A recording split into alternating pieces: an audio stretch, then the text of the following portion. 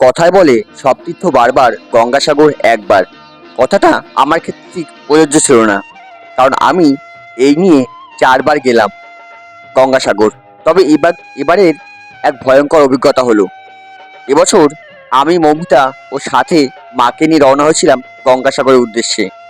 প্রথমে গেলাম বকখালি, সেখান থেকে নামখানা হয়ে যাব গঙ্গাসাগরে। অনেকটা পথ, বহু বাধা এসেছিল, তবুও মা বলল এতদূর যখন এসেই পড়েছি তখন গঙ্গাসাগরে স্নান করেই ফিরবো। তবে এমন বাধা যে আমাদের জন্য অপেক্ষা করছিল সেটা ভাবিনি। 2 মিনিটের জন্য আগের লঞ্চটা মিস করলাম। পরের লঞ্চ 2 ঘন্টা পরে। 2 ঘন্টা অপেক্ষা করার পরে যখন লঞ্চ আসলো, লঞ্চে উঠলাম। যখন লঞ্চ মাঝ নদীতে, তখন হঠাৎ করে লঞ্চ বন্ধ হয়ে গেল। চারিদিকে ত্রাহি ত্রাহি কলরব শুরু হলো। অনেকে তাদের ইষ্ট দেবতার নাম মনে করছিল। আমার হঠাৎ করে মনে পড়ল সাগর সঙ্গমে নবকুমারের সেই দৃশ্যের কথা। গল্পটা আমার পড়া ছিল। যাই হোক, এদিকে মাঝ নদীতে লঞ্চ আটকে রয়েছে। অপর দিক থেকে আসা একটা লঞ্চ হঠাৎ করে আমাদের লঞ্চে ধাক্কা মারল।